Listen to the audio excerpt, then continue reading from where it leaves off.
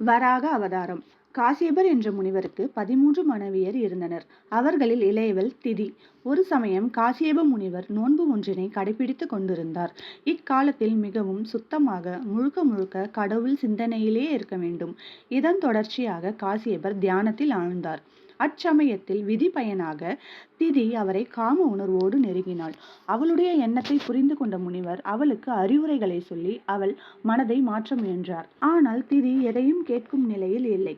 தனது 13 மனைவியரில் காசியபருக்கு திதியின் மீது அளவு கடந்த அன்பு இருந்தது. எனவே அவர் தனது புனித விரதத்தை பாதியில் நிறுத்தி கொண்டு திதியின் ஆசையை நிறைவேற்றினார். இதன் பின்னரே திதியின் மனதில் ஒரு கலக்கம் உண்டாயிற்று. சில மாதங்கள் சென்ற பின்னர் திதி தான் கருவுற்றிருப்பதை உணர்ந்தாள். பிறக்கப் போகும் குழந்தை நல்லபடியாக பிறக்க வேண்டுமே என்ற கவலை அவளுக்கு ஏற்பட்டது. தியானத்தில் ஆழ்ந்திருந்தவரை பாதியில் தொந்தரவு செய்து அதனால் உண்டான கரு ஆகையால் அவளுக்கு இக்கவலை ஏற்பட்டது. திதி உடனே காசியபரிடம் தனது கவலையினை தெரிவித்தாள். காசியபர் தனது ஞான திருஷ்டியினால் குழந்தையின் எதிர்காலத்தை அறிய முற்பட்டார்.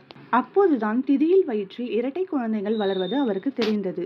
திதி, உன்னுடைய வயிற்றில் இரட்டை குழந்தைகள் வளர்கின்றன. தெய்வ குற்றத்திற்கு ஆளான காரணத்தினால் பிறக்கும் 2 குழந்தைகளும் அரக்க குணம் நிறைந்ததாக இருக்கும். தெய்வத்திற்கு எதிரான காரியங்களில் அவர்கள் ஈடுபடுவார்கள். இறுதியில் திருமால் அவதாரம் செய்து இருவரையும் அழிப்பார். திதி பெரும் கவலை அடைந்தாள். ஆனால் திருமாலால் தனது மகன்கள் அவதாரம் செய்யப்படுவதை நினைத்து சந்தோஷப்பட்டு தனக்கு தானே ஆறுதல் சொல்லி கொண்டாள். திதியின் கருவில் வளரும் அந்த இருவர் யார்? வைகுண்டத்தில் மகாவிஷ்ணுவின் காவல் பணியை செய்து வந்தவர்கள் ஜெயன் மற்றும் விஜயன் என்னும் இருவர். ஒரு நாள் சனகர், சனந்தனர், சனாதனர், சனத்குமாரர் ஆகிய சனகாதி முனிவர்கள் 4வரும் மகாவிஷ்ணுவை தரிசிப்பதற்காக ஆவலுடன் சென்று கொண்டிருந்தார்கள்.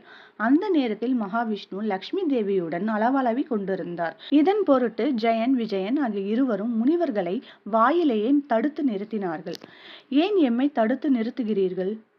மகாவிஷ்ணுவும் லக்ஷ்மி தேவியும் உரையாடி கொண்டிருக்கிறார்கள். எனவே தாங்கள் சற்று நேரம் பொறுத்து செல்லலாம். இதை எதிர்பாராத முனிவர்கள் 4வரும் ஜெயன், விஜயர்கள் மீது அளவிலா கோபம் கொண்டார்கள். எங்களை தடுத்து நிறுத்த உங்களுக்கு எவ்வளவு தைரியம் வேண்டும்? நீங்கள் இருவரும் பூலோகத்தில் பிறக்க கடவது. திருமால் உங்களுடைய எதிரியாக விளங்குவார். இவ்வாறு முனிவர்கள் அவர்கள் இருவருக்கும் சாபமிட்டு விட்டார்கள். ஜெயன், விஜயர் இருவரும் முனிவர்களிடம் மன்னிப்பு கோரி சாபத்தை விலக்குமாறு பணிந்து கேட்டுக்கொண்டார்கள். இந்நேரத்தில் மகாவிஷ்ணுவும் லக்ஷ்மி தேவியாரும் அங்கே வந்து நடந்ததை அறிந்தார்கள். ஜெயன், விஜயர்களே, சனகாதி முனிவர்களின் சாபத்தை விலக்க என்னால் இயலாது. நீங்கள் இருவரும் அவர்களின் சாபப்படி பூலோகத்தில் காசியப முனிவரின் மனைவி திதியின் வயிற்றில் பிறப்பெடுங்கள். நான் அங்கு வந்து உங்களை ஆட்கொள்கிறேன். இந்த இருவருமே சாப விலக்கிற்காக திதியின் வயிற்றில் கருவானார்கள். சாபத்தின்படி இருவரும் காசியபர், திதி தம்பதிகளின் குழந்தைகளாக, அதாவது இரட்டையர்களாக பூலோகத்தில் பிறந்தார்கள். அவர்கள் இருவரும் பிறந்தபோது பூலோகத்தில் பல அபசகுணங்கள் தென்பட்டன. பூமி குலுங்கியது. ஒரு பிரளயம் ஏற்பட்டால் எப்படி இருக்குமோ அப்படிப்பட்ட சூழ்நிலை நிலவியது. மூத்தவனுக்கு இரணியாக்ஷன் என்றும் இளையவனுக்கு இரணியகசிபு என்று பெயர் சூட்டினார்கள். இவ்விரண்டு அசுரர்களின் பிறப்பு தேவர்களுக்கு அச்சத்தை தந்தது. இரணியாக்ஷன் முரட்டு சுபாவத்துடன் விளங்கினான். அனைவருடனும் வம்பு சண்டைக்கு சென்றான். இந்திரன் முதலானோர் அவனுக்கு பயந்து ஓடி ஒளிந்தார்கள். இரணியாக்ஷனுக்கு பயந்த ஜீவராசிகள் அனைத்தும் ஓடி ஒளிந்து மறைந்து வாழ்ந்தன. பூலோகத்தில் உயிரினங்கள் தென்படாத காரணத்தினால் இரணியாக்ஷன் கடலுக்குள் இறங்கி தன் கதாயுதத்தினால் கடலையே ஒரு கலக்கு கலக்கினான். கடல் வாழ் ஜீவராசிகள் அனைத்தும் கடலுக்கு அடியில் தங்களை மறைத்து கொண்டன. கடலில் பல ஆண்டுகள் வாழ்ந்த இரணியாக்ஷன் ஒரு நாள் அங்கிருந்து புறப்பட்டு வருண பகவானின் உலகத்தை அடைந்தான். அங்கே இரணியாக்ஷன் வருண பகவானை போருக்கு அழைத்தான். இரணியாக்ஷனே, உன்னுடன் போர் புரியும் ஆற்றல் எனக்கில்லை. உன்னுடன் போரிடும் ஆற்றல் பெற்றவர் திருமால் மட்டுமே. உன்னால் முடிந்தால் அவருடன் போர் செய் பார்க்கலாம். வருணனின் இந்த பேச்சு இரணியாக்ஷனை வெறியேற்றி விட்டது. தன்னுடன் போர் செய்ய ஒருவன் இருக்கிறான் என்பதை அறிந்ததும் பெரும் கோபம் அவன் மனதில் எழுந்தது. தேவர்கள் அனைவரும் திருமாலின் திருவடிகளில் சரணடைந்தார்கள். இரணியாக்ஷன் என்னும் அரக்கனிடமிருந்து தங்களை காத்தருளுமாறு வேண்டி கேட்டுக்கொண்டார்கள். திருமாலும் அவர்களுக்கு ஆறுதல் கூறி அனுப்பி வைத்தார். இரணியாக்ஷனுக்கு இப்போது தானே பெரியவன் என்ற அகந்தை வந்துவிட்டது. படைக்கும் பிரம்மனை காட்டிலும் தானே பெரியவன் என்ற கர்வத்தின் காரணமாக பூமாதேவியை எடுத்து சென்று ஒரு பாதாள லோகத்தில் மறைத்து வைத்தான். இதனால் பல சிக்கல்கள் உண்டாயின.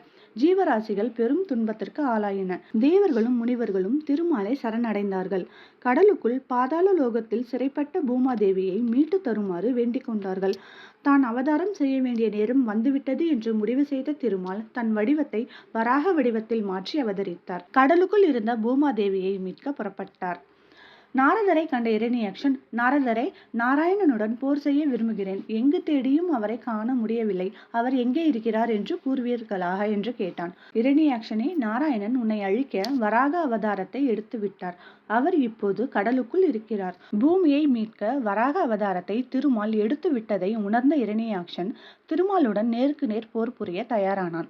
வராக அவதாரம் எடுத்திருந்த திருமால் கடலுக்குள் சென்று பூமாதேவியை தனது கூரிய பற்களால் தாங்கி எடுத்துக்கொண்டு வந்தார். பூமாதேவியை அவள் இருக்க வேண்டிய இடத்தில் நிலைநிறுத்திவிட்டு இரணியாக்ஷனுடன் போர் புரிய முடிவு செய்தார். இரணியாக்ஷன் தனது கதாயுதத்தினால் வராக உருவத்தில் இருந்த திருமாலை தாக்கினான். அதை தடுத்து நிறுத்திய திருமால் இரணியச்சனின் கன்னத்தில் அறைந்தார். அக்கணமே அவன் உடலில் இருந்து உயிர் பிரிந்து மோட்சத்தை அடைந்தது. இரணியாக்ஷன் அழிந்த செய்தி கேட்ட தேவர்களும் முனிவர்களும் மிக்க மகிழ்ச்சி அடைந்து திருமாலை வணங்கினார்கள்.